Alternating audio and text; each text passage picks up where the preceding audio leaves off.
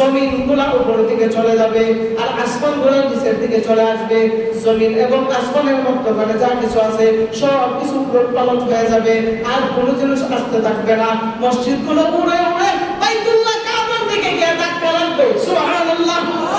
সমস্ত পৃথিবীর মসজিদগুলোকে serial by serial কাবা শরীফের সঙ্গে ধাক্কা লাগবে।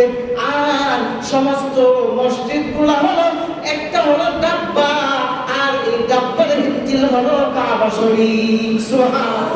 সমস্ত মসজিদগুলোকে উড়িয়া উড়িয়া ওই কাবা শরীফের সঙ্গে সিরিয়াল বাই সিরিয়াল ধাক্কা লাগবে, একদম সিরিয়াল হয়ে থাকবে। আর বাকি যা কিছু দেখতেছেন সব কিছু উলটপালট হইয়া একটা মাটি, আগুন, মাটি, বাতাস, যা কিছু আছে, পানি, সব কিছুকে আল্লাহ তাআলা আগুনে রূপান্তরিত করবেন। সুবহানাল্লাহ। আগুনে রূপান্তরিত করিয়া কি করবেন? আগুনে রূপান্তরিত করিয়া আল্লাহ পাক রব্বুল আলামিন হাসরের মাঠের বাউন্ডারি দিবেন। সুবহানাল্লাহ। পালায়া যাইতা এত সহজ না। আল্লাহ তাআলা আগুন দিয়ে বাউন্ডারি দিবেন যাতে কোনো বান্দা পালায়া না যাইতে পারে। সুবহানাল্লাহ। যেই জমিনের মধ্যে তাকিয়ে তোমরা বাহাদুরি করতেছো, ওই জমিন আল্লাহ পাক রব্বুল আলামিনের সঙ্গে কথা বলবে ওই দিন। আল্লাহ পাক রব্বুল আলামিন ওই দিন জমিনের জবান খুলে দেবেন। আল্লাহ পাক রব্বুল আলামিন বলেন ওয়াকালাল ইনসানু মা লাহা। ওই দিন জমিন মানুষের মতো কথা বলতে থাকবে। ওই দিন বলবে, হে আল্লাহ, ওই যে নাফরমান, সে আমার অনুকূলের মধ্যে তাকে অনেক গুনাহ কাজ করছে, আল্লাহ তাকে ধরেন, তাকে মারেন, তাকে বিচার করেন। জমিনের কাছে যখন, জমিনের উপরে যখন ওই বান্দা তৈরি যখন আশ্রয় নেওয়ার জন্য যাইবে, যেই জায়গার মধ্যে দাঁড়ায় থাকবে ওই জায়গার মধ্যে জমিন ফাটিয়ে যাবে। সুবহানাল্লাহ। ওই জায়গার মধ্যে কি হবে? জমিন ফাটিয়ে যাবে। এই কঠিন মুহূর্তের সময়, এই কঠিন মুহূর্তের সময় সমস্ত মানুষগুলা সারা পৃথিবী থেকে কবর থেকে উঠিয়ে উঠিয়ে হাসরের ময়দানের দিকে সবাই রওনা করবে উলঙ্গ অবস্থায়। সুবহানাল্লাহ। উলঙ্গ অবস্থায় সবাই রওনা করবে হাসরের ময়দানের দিকে, সবাই দাঁড়া যাবে। আর ওই দিন আল্লাহ পাক রব্বুল আলামিন প্রত্যেক মানুষের হাতে যার যার আমলনামা দিবেন। সুবহানাল্লাহ।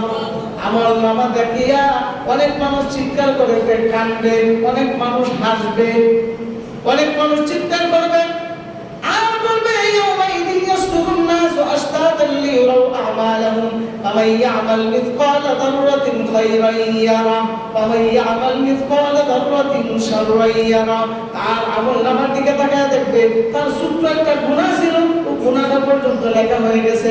ছোট্ট একটা আমল ছিল, যারা পরিমাণ আমল ছিল, ওইটাও আল্লাহর দরবারে ওই লিস্টের মধ্যে লেখা হয়ে গেছে। সুবহানাল্লাহ।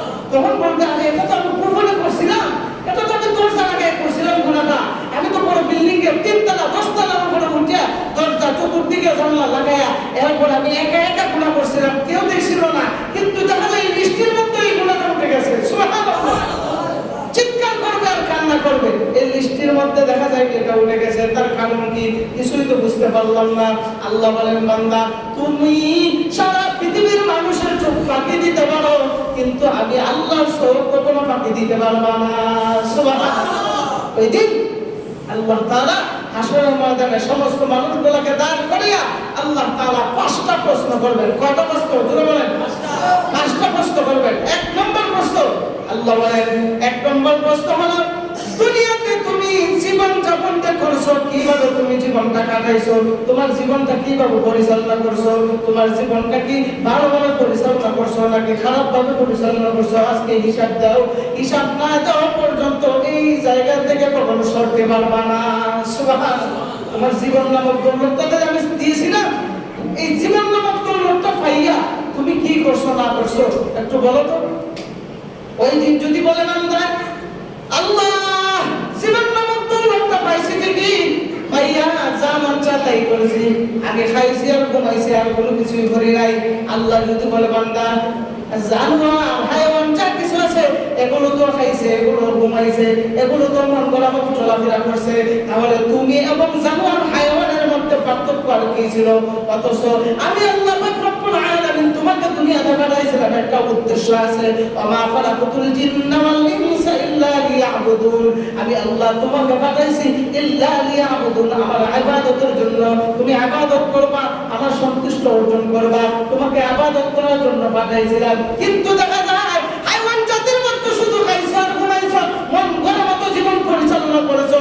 জবাব দিয়ে যাও, জবাব না দেওয়া পর্যন্ত আজকে হাসরের ময়দান থেকে এক পা তুমি পিছপা হতে পারবা না।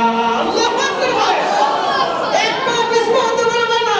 এক নম্বর প্রশ্ন, দুনিয়াতে কি করেছো, জীবন কেমন পরিচালনা করছো, কিভাবে হিসাব দিয়ে যাও। দুই নম্বর প্রশ্ন, তোমাকে আমি আল্লাহ একটা যৌবন নামক নিয়ামত দিয়েছিলাম, যৌবন কালে তুমি কি করছো, কিভাবে তোমার জীবন পরিচালনা করছো, হিসাব দিয়ে যাও। সুবহানাল্লাহ। যৌবন কালে তুমি কি করেছো?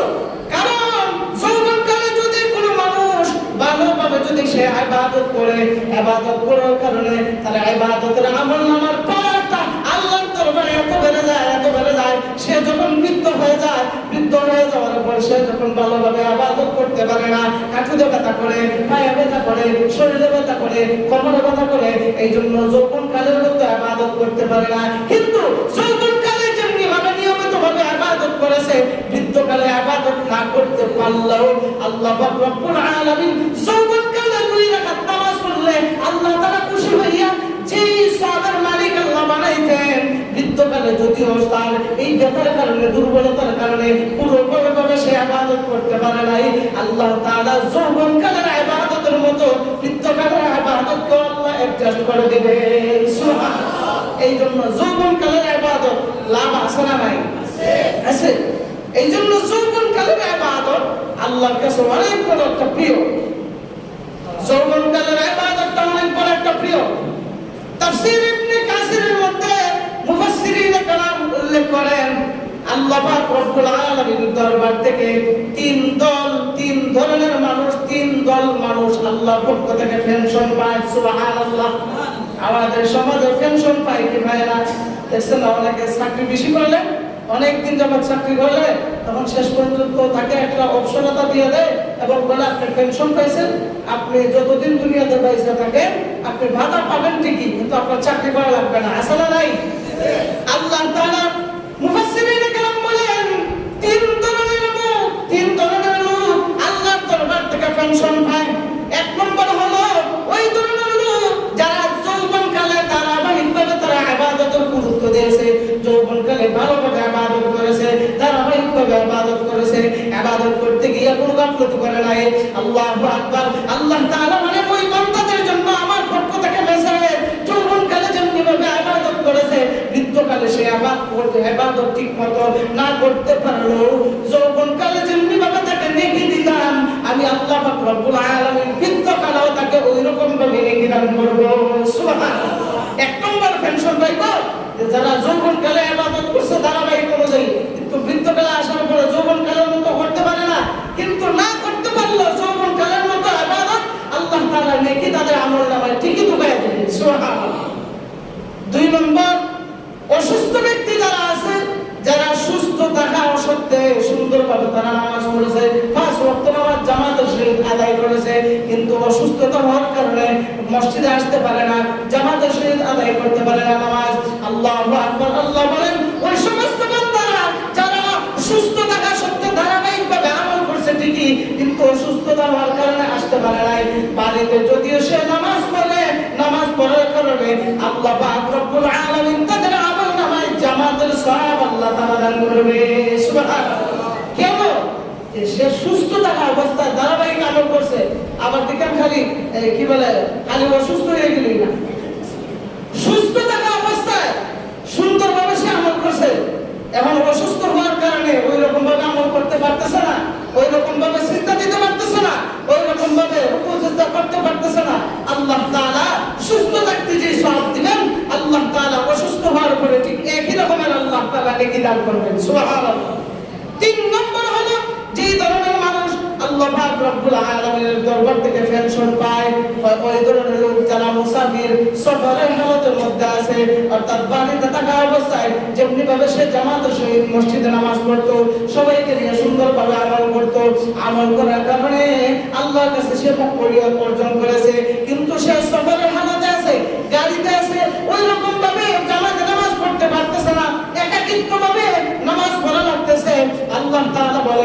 সে সফরে যাওয়ার আগে এই যে আজীবন সে নির্ধারিতভাবে সুন্দরভাবে যে ইবাদত করেছে, ইবাদত করার কারণে সফরের হালতে যে আমলগুলো করতে পারতেছে না, ওই আমলগুলো তার আমলনামায় আল্লাহ তাআলা অতি সহজে লুকায় দেয়। সুবহানাল্লাহ। এই তিন ধরনের মানুষ আল্লাহর পক্ষ থেকে ফাংশন পায়। এক নম্বর হলো যারা যৌবনকালে ধারাবাহিকভাবে ইবাদত করেছে, বৃদ্ধকালে ইবাদত করতে সমস্যা হয়, আল্লাহ তাআলা যৌবনকালে যেমনিভাবে ইবাদতের আমলনামার মধ্যে তার সওয়াব দিত, ঠিক বৃদ্ধকালেও যৌবনকালে ধারাবাহিকভাবে আমল করার কারণে বৃদ্ধকালে আল্লাহ দেন।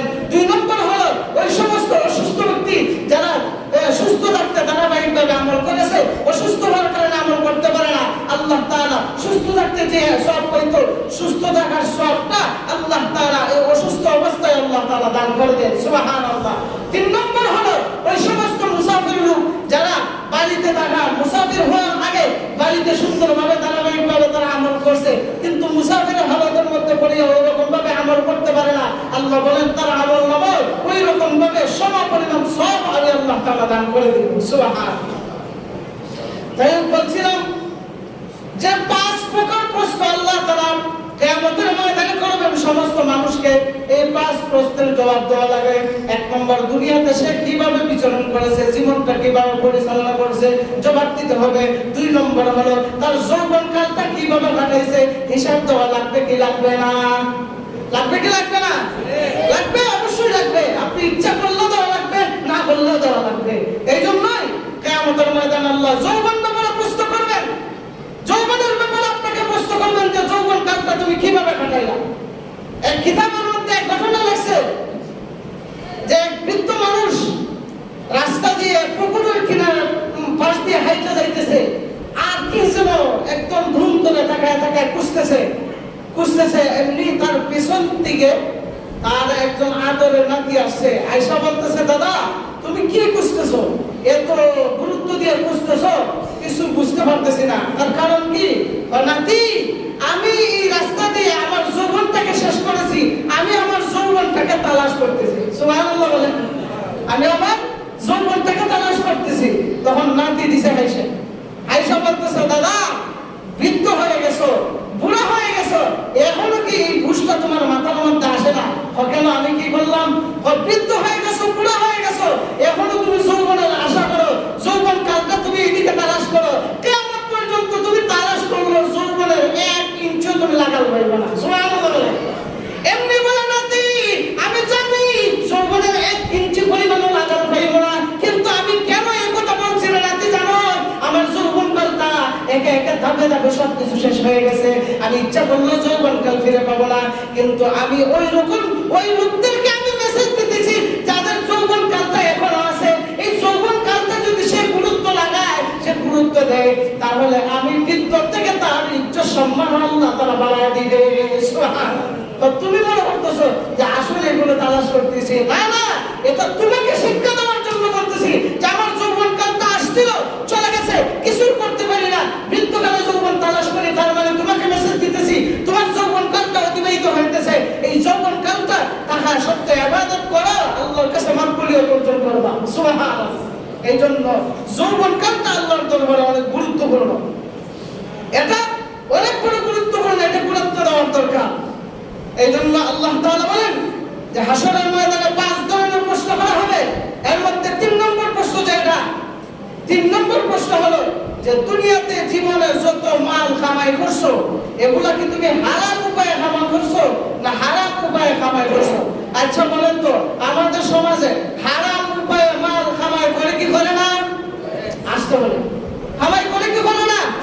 চুরি করা হালাল না হারাম? আর জোরে বলেন। ডাকাতি করা হালাল না হারাম?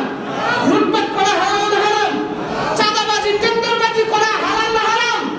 কিয়ামত পর্যন্ত কোন মানুষ যদি চুরি করে, ডাকাতি করে, বদমাশি করে, চাঁদাবাজি করে, লুটপাট করে, কিয়ামত পর্যন্ত শুধু যদি আল্লাহ বলা হয়ে যায়, আল্লাহর কসম করে বলি, চুর যত ভালোই হোক, তার আজীবনের যে অভ্যাসটা রয়েছে, কিয়ামত পর্যন্ত তওবা করলে পারে এই অভ্যাসটা থাকবে কি থাকবে না? এই জন্য হালাল উপায়ে তুমি কামাই করছো না হারাম উপায়ে কামাই করছো, এটা আল্লাহ জিজ্ঞাসা করবেন কিয়ামতের ময়দানে। ওই সময় তোমার নেতার দাপট চলবে না, ওই সময় তোমার নেতার বিচার আলাদা, তোমার বিচার আলাদা। ওই সময় বলবে যে তুমি কার কি করছিলা না করছিলা, তুমি গলা